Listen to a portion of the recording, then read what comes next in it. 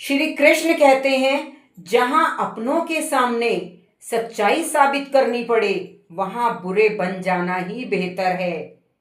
सुन लो, सफल हो जाओगे। समय कैसा भी हो, हमें हर स्थिति में भगवान का आभार मानना चाहिए। हर स्थिति में हमारी सोच सकारात्मक ही होनी चाहिए, नकारात्मक सोच से बचना चाहिए। भगवान अपने भक्तों की भलाई ही करते हैं। इस संबंध में एक कथा प्रचलित है। कथा के अनुसार पुराने समय में एक सेवक महल के बाग से अपने राजा के लिए रोज अलग अलग फल लेकर जाता था। एक दिन राजा के बाग में नारियल, अमरूद और अंगूर एक साथ पक गए। सेवक ने सोचा, आज राजा के लिए कौन सा फल लेकर जाऊं। बहुत सोचने के बाद सेवक ने अंगूर तोड़कर टोकरी में रख लिए। अंगूर की टोकरी लेकर वह राजा के पास पहुंच गया।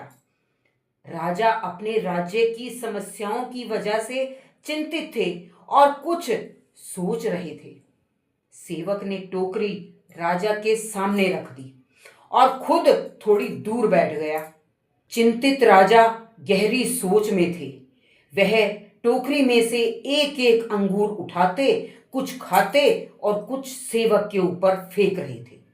जब जब राजा सेवक के ऊपर अंगूर फेंकता, सेवक हर बार कहता, भगवान तू बड़ा दयालु है। ये सुनते ही राजा का ध्यान टूटा। उसने सेवक से पूछा कि मैं तुम्हारे ऊपर बार बार अंगूर फेंक रहा हूं और तुम गुस्सा ना करके भगवान को दयालु कह रहे हो। सेवक ने राजा से कहा, महाराज, आज बाग में नारियल, अमरूद और अंगूर 3 तरह के फल पके थे। मैं सोच रहा था आपके लिए क्या लेकर जाऊं। तभी मुझे लगा कि आज अंगूर लेकर जाना चाहिए। अगर मैं नारियल या अमरूद लेकर आता तो मेरा हाल क्या होता। इसीलिए मैं भगवान को दयालु कह रहा हूं कि उस समय भगवान ने मेरी बुद्धि ऐसी कर दी कि मैं अंगूर ले आया। इसलिए कहते हैं, जो होता है अच्छे के लिए ही होता है।